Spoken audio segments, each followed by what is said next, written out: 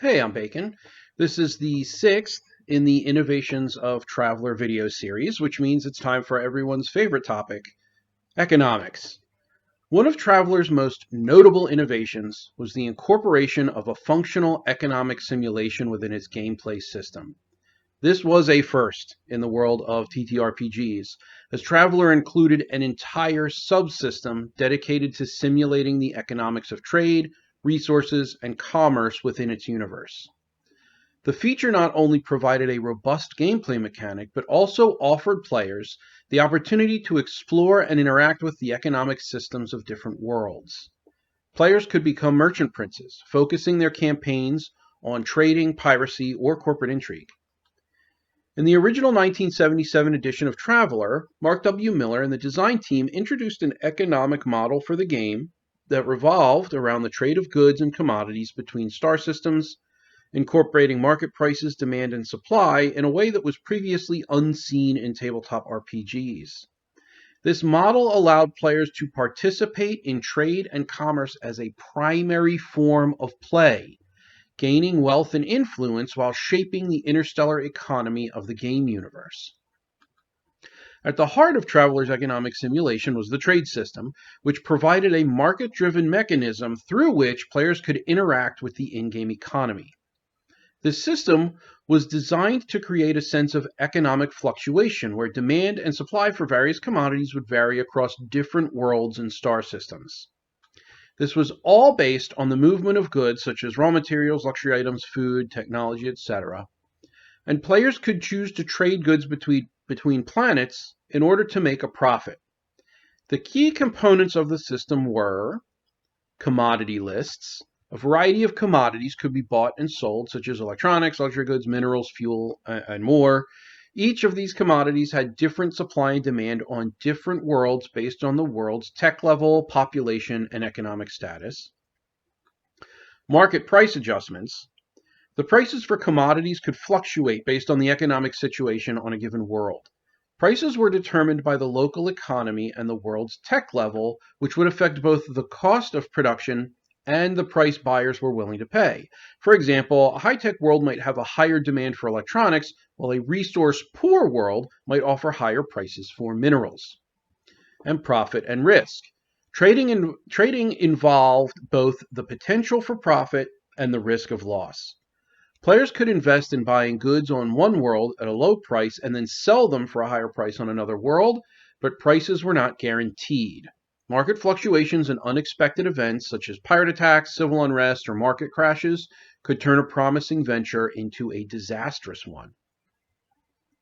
While Traveler's economic simulation had deep roots in trading and commodities, the starship system played a crucial role in linking economic activity across star systems.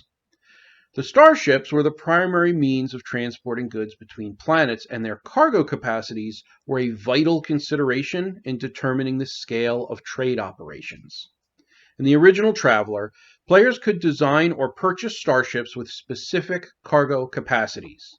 These ships were then used to carry goods between planets, with the cost of each trade mission being influenced by cargo capacity of the ship, the range of the starship, so how far it could travel between systems, as well as fuel consumption.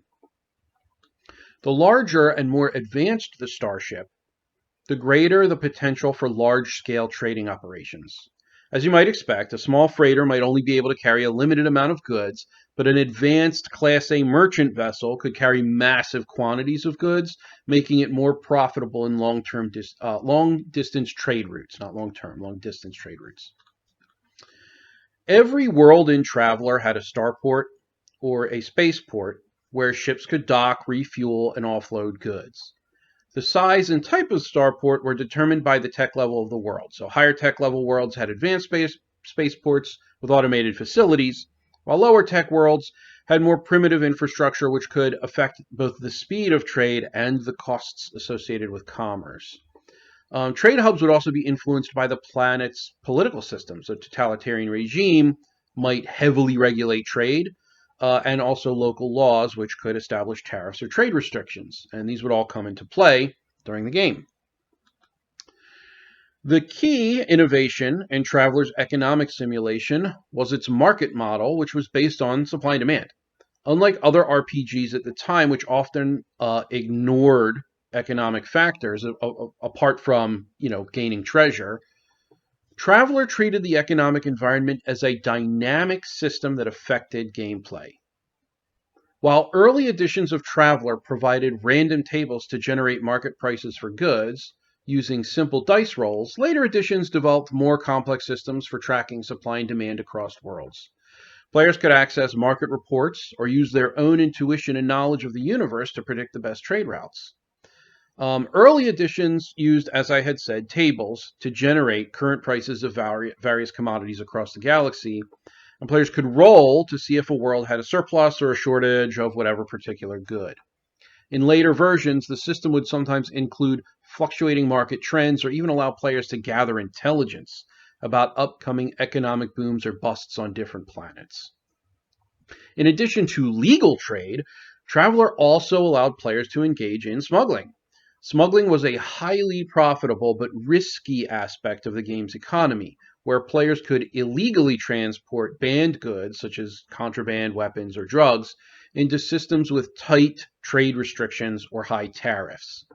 This aspect added another layer of complexity to the economic simulation, giving players the chance to profit from high-risk, high-reward scenarios.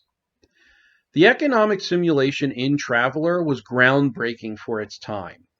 The system of trade, commerce, and market-based economics was the first time a TTRPG directly incorporated an economic subsystem that could be a primary factor in gameplay alongside combat and exploration.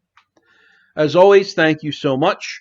I would ask that you like and subscribe if you liked the video, if you want to be made aware of future content that I make. I appreciate all of you, and I'll see you in the next one. Thank you so much. Take care.